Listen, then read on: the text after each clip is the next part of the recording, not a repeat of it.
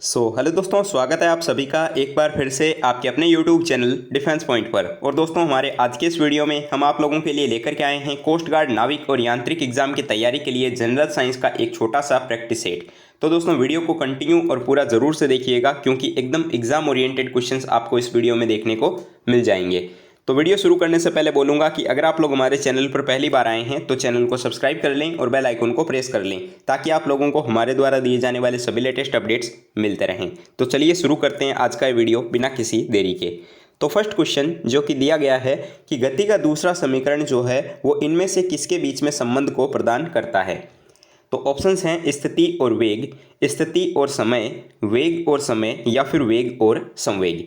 तो जो गति का दूसरा समीकरण है उसके अनुसार वस्तु द्वारा एक निश्चित समय में चली गई जो दूरी होती है वो व्यक्त करता है। ठीक है, तो ये जो समीकरण होगा वो वस्तु की स्थिति और समय के बीच में जो है संबंध को बताता है, क्योंकि हम जानते हैं कि गति का दूसरा समीकरण क्या होता है। तो ये होता है s बराबर U T plus 1/2 AT square, है ना।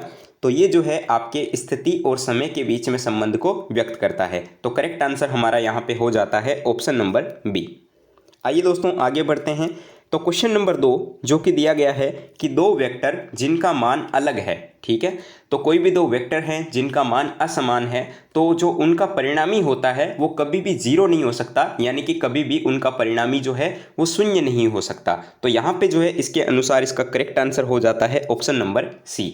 और अगर दो समान वेक्टर है और उनका परिणामी यदि विपरीत दिशा में है तो वो जो है जीरो हो सकता है। ठीक है, चलिए बढ़ते हैं आगे की ओर। तो अब देखिएगा दोस्तों क्वेश्चन नंबर 3 जो कि दिया गया है कि पृथ्वी वायुमंडल को किस प्रकार से पकड़े हुए रहती है। तो वायुमंडलीय गैसों के अणुओं का जो ऊष्मीय वेग होता है वो पलायन वेग से जो है कम होता है। ठीक है, पलायन वेग के बारे में आपको मैंने लास्ट वीडियो में बताया था, और जिससे कि क्या होता है कि वे पृथ्वी के गुरुत्वीय क्षेत्र के बाहर नहीं जा पाती। ठीक है, और पलायन वेग का मान जो है वो पृथ्वी की त्रिज्या और गुरुत्वीय त्वरण के ऊपर निर्भर करता है, और जो कि हम जानते हैं क्या होता है। तो ये होता है v = √2gr। ठीक है, इसके ऊपर ये निर्भर करता है। तो इस प्रकार से इसका राइट आंसर हो जाता है ऑप्शन नंबर ए, गुरुत्वाकर्षण से। आइए आगे बढ़ते हैं। और दोस्तों साथ ही मैं आप लोगों को बताना चाहूँगा कि अब आप लोग जो है इंडियन कोस्ट गार्ड नाविक और यांत्रिक एग्जाम की स्पेशल क्लासेस के लिए मुझे अनअकैडमी के ऊपर फॉलो कर सकते हो। यहाँ पर जो है आप लोगों को मेरी free special live and classes जो है वो देखने को मिल जाएगी, जो कि आपके इंडियन कोस्ट गार्ड नाविक जीडी, डीबी और यांत्रिक एग्जाम के लिए रहती है। हमारी यहाँ पर 2 क्लासेस अभी चल रही है, दोपहर के 3 बजे और रात को 9 बजे, जिनको आप फ्री ऑफ कॉस्ट अटेंड कर सकते हो। तो इसके लिए दोस्तों आपको जो है सिंपली अनअकैडमी का लर्नर ऐप इंस्टॉल करना है प्ले स्टोर से, और उसके बाद में आपको वहाँ पर रजिस्टर करके डिफेंस की कैटेगरी में एयरफोर्स, नेवी और कोस्ट गार्ड को सिलेक्ट कर लेना है। और उसके बाद में जो है आप लोग मेरा यूज़र नेम सर्च कर सकते हो वहाँ पर, जो कि आप लोगों को यहाँ पे स्क्रीन पे दिख रहा होगा। इसके अलावा आप लोगों को मेरी प्रोफाइल की लिंक जो है वो इस वीडियो के नीचे डिस्क्रिप्शन बॉक्स में भी मिल जाएगी। तो मेक श्योर कि आप लोग मुझे यहाँ पे फॉलो जरूर से कर लें, जिससे कि आप लोगों को सभी क्लासेस का नोटिफिकेशन यहाँ पर मिलता रहेगा, जो कि फ्री ऑफ कॉस्ट होती है। और अगर आप लोग पहली बार कोई भी क्लास को अनलॉक कर रहे हैं तो उसमें जो है आप लोग हमारा रेफरल कोड DPYT10 इसको यूज़ ज़रूर से करें, जिससे कि आप लोगों को जो है वहाँ पर class free of cost unlock हो जाएगी। आइए दोस्तों आगे चलते हैं। तो देखिएगा क्वेश्चन नंबर 4 जो कि दिया गया है कि एक लड़के का भार जो है वो पृथ्वी पर 600 न्यूटन है। ठीक है, और तो इसका चंद्रमा पर जो है भार कितना होगा। तो यहाँ पर देखिए कि चंद्रमा पर जी का मान जो होता है वो आपके पृथ्वी के जी के मान का 1/6 भाग होता है। कितना होता है, तो जी का मान जो है वो आपके 1/6 भाग होता है चंद्रमा पर, है ना। और चंद्रमा पर जो है भार भी पृथ्वी के भार का 1/6 भाग होगा, है ना। तो यहाँ पर देखिए कि चंद्रमा पर भार कितना हो जाएगा, तो चंद्रमा पर भार हो जाएगा 1/6 गुणे पृथ्वी का भार, है ना। तो यहाँ पे क्या हो जाएगा कि 1/6 गुणे पृथ्वी पर भार। तो पृथ्वी पर भार कितना बताया यहाँ पर 600, है ना, 600 न्यूटन बताया है। तो अब यहाँ पर देखिए ये कितना हो जाएगा, तो ये हो जाएगा यहाँ से 100 न्यूटन, यानी कि 100 न्यूटन। तो करेक्ट आंसर हमारा हो जाता है ऑप्शन नंबर डी। अब देखिए दोस्तों क्वेश्चन नंबर 5 जो कि दिया गया है कि चंद्रमा की सतह पर, यानी कि on the surface of the moon, तो द्रव्यमान जो होता है वो स्थान निरपेक्ष होता है, अर्थात द्रव्यमान जो होता है वो सब जगह पर समान होता है, और भार का जो मान होता है वो आपके गुरुत्वीय त्वरण g के ऊपर निर्भर करता है।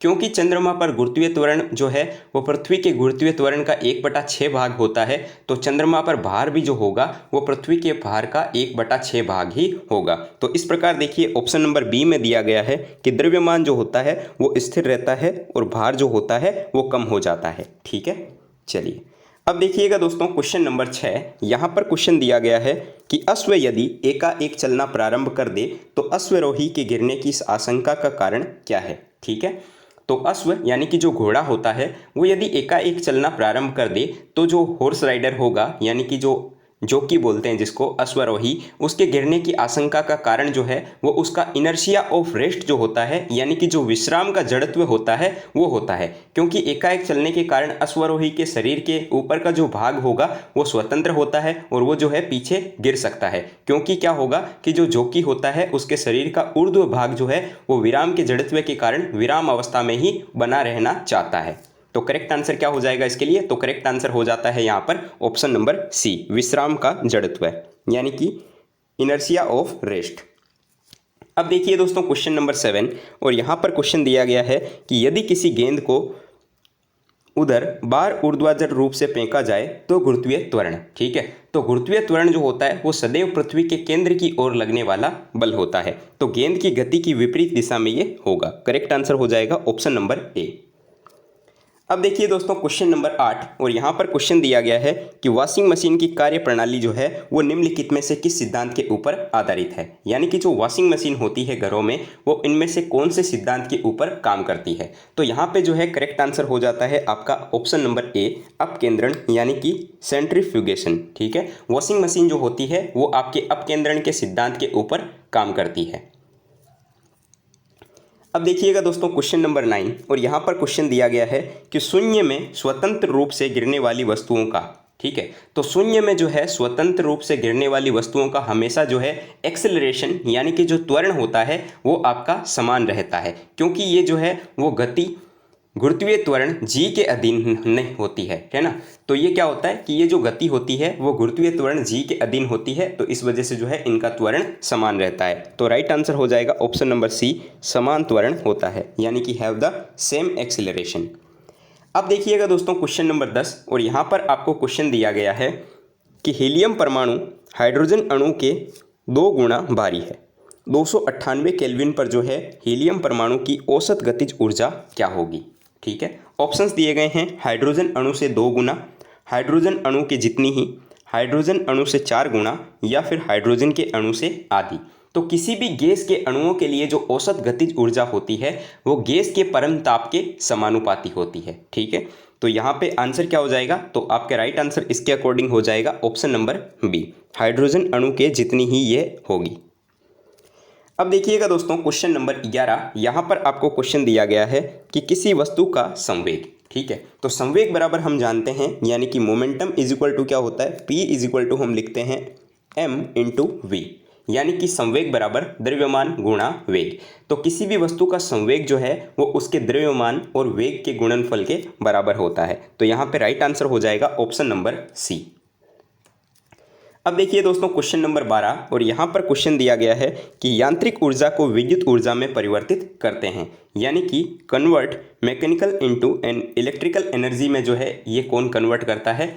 तो विद्युत जनित्र जो होता है यानी कि जो जनरेटर होता है वो यांत्रिक ऊर्जा को विद्युत ऊर्जा में परिवर्तित करके विद्युत को उत्पन्न करता है। ठीक है, तो यहाँ पे जो है करेक्ट आंसर हो जाएगा आपका क्या, ऑप्शन नंबर डी, विद्युत जनित्र यानी कि जनरेटर। और ये जो है आपके इलेक्ट्रोमैग्नेटिक प्रिंसिपल के ऊपर जो है काम करते हैं। देखिएगा दोस्तों क्वेश्चन नंबर 13, और यहाँ पर क्वेश्चन दिया गया है कि एक लिफ्ट में किसी व्यक्ति का प्रत्यक्ष भार जो है वो वास्तविक भार से कम होता है। यहाँ पर ये भार होगा, ठीक है, जब लिफ्ट जा रही है। तो ऑप्शंस दिए गए हैं त्वरण के साथ ऊपर, त्वरण के साथ नीचे, समान गति के साथ ऊपर, या फिर समान गति के साथ में नीचे। तो जब लिफ्ट जो होती है ये आपके त्वरित गति से नीचे की ओर जा रही होती है तो लिफ्ट में जो है स्थित किसी भी व्यक्ति का प्रत्यक्ष भार जो है उसके वास्तविक भार से कम होता है। ठीक है, तो यहाँ पे जो है राइट आंसर इसके अकॉर्डिंग हो जाएगा ऑप्शन नंबर बी, त्वरण के साथ जो है नीचे। तो किसी तल पर जो है हमारा भार उस तल द्वारा हमारे ऊपर जो लगाए गए प्रतिक्रिया बल के बराबर होता है। और लिफ्ट जो है त्वरित गति से नीचे की ओर आती है, तो लिफ्ट द्वारा जो है हमारे ऊपर आरोपित प्रतिक्रिया बल का मान जो होता है वो वास्तविक भार से कम हो जाता है, और इसीलिए जो है हम अपना भार जो है वो थोड़ा सा कम महसूस करते हैं लिफ्ट के अंदर। अब देखिएगा दोस्तों क्वेश्चन नंबर 14, और यहाँ पर आपको क्वेश्चन दिया गया है कि चंद्रमा पर वायुमंडल नहीं होने का क्या कारण है। तो चंद्रमा पर वायुमंडल नहीं पाए जाने का कारण यह है कि वायुमंडलीय गैसों का जो वेग होता है वो चंद्रमा पर पलायन वेग से अधिक होता है। ठीक है, जो वायुमंडल की गैसें हैं उनका जो वेग होता है वो आपके चंद्रमा का जो पलायन वेग है उससे अधिक होता है, जिससे कि गैसें क्या करती है कि वो पलायन कर जाती है। और पलायन वेग का मान जो है हम जानते हैं कि √2 g के बराबर होता है। ठीक है, और ये जो है त्रिज्या और गुरुत्वीय त्वरण के ऊपर निर्भर करता है। तो गुरुत्वीय त्वरण कम होने से जो है गुरुत्वाकर्षण बल कमजोर होता है, यानी कि क्षीण होता है। तो इस वजह से यहाँ पर देखिए ऑप्शन नंबर ए में आपको दे रखा है कि गुरुत्वाकर्षण बल की अधिक क्षीणता के कारण। ठीक है, तो यहाँ पे जो है इस वजह से आपके भाई चंद्रमा पर वायुमंडल नहीं पाया जाता।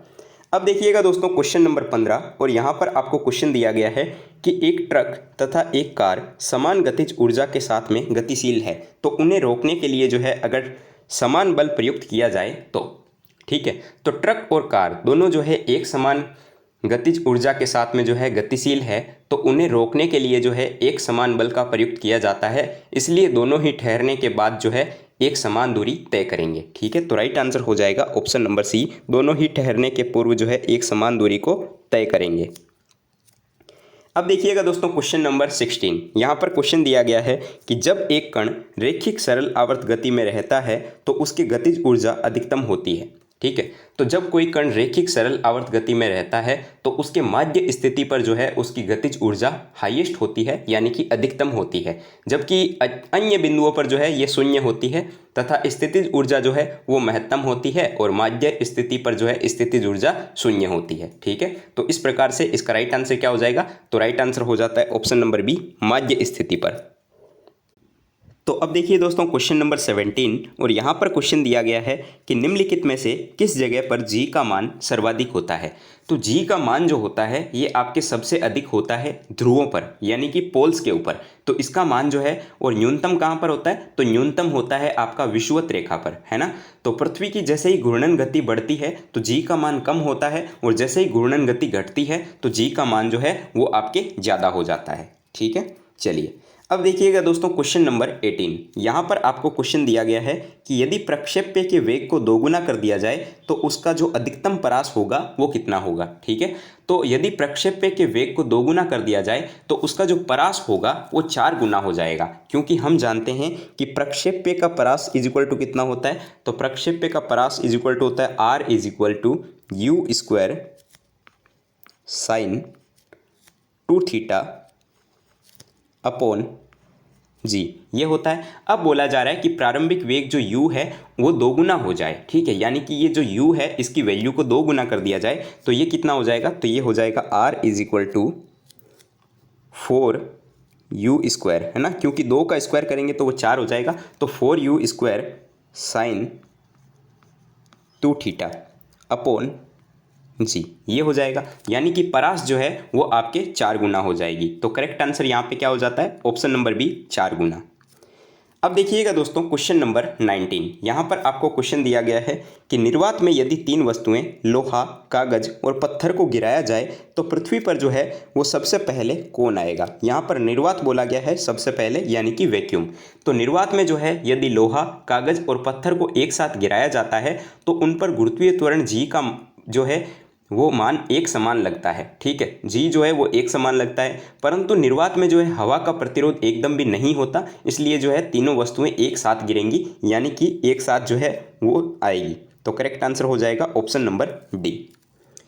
अब दोस्तों एक क्वेश्चन आप लोगों के लिए है क्वेश्चन 20 नंबर में, क्वेश्चन फॉर यू में, और इस क्वेश्चन का राइट आंसर क्या होगा आप लोगों को नीचे कमेंट बॉक्स में कमेंट करके बताना है। तो आपके लिए आज क्वेश्चन है कि अभिकेंद्रीय बल सदैव कार्य करता है। ठीक है, जो आपका अभिकेंद्रीय बल होता है वो सदैव कार्य करता है, ये बताना है।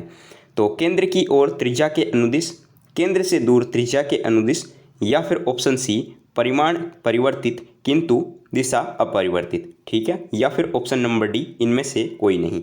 तो दोस्तों ट्राई कीजिएगा इस क्वेश्चन का आंसर करने का, और इसका जो भी राइट आंसर है आप लोगों को नीचे कमेंट बॉक्स में कमेंट करके बताना है। और दोस्तों मैं आप लोगों को बता दूं कि अनअकैडमी में जो है आप लोग कोई भी कोर्स परचेस कर रहे हो या फिर कोई भी क्लास को अनलॉक करना चाहते हो तो आप लोग हमारा रेफरल कोड DPYT10 इसको यूज़ ज़रूर से करें, जिससे कि आप लोगों को कोर्स में और क्लास में जो है डिस्काउंट भी देखने को मिल जाता है, ठीक है। तो चलिए मिलते हैं नेक्स्ट वीडियो में, तब तक के लिए जय हिंद दोस्तों।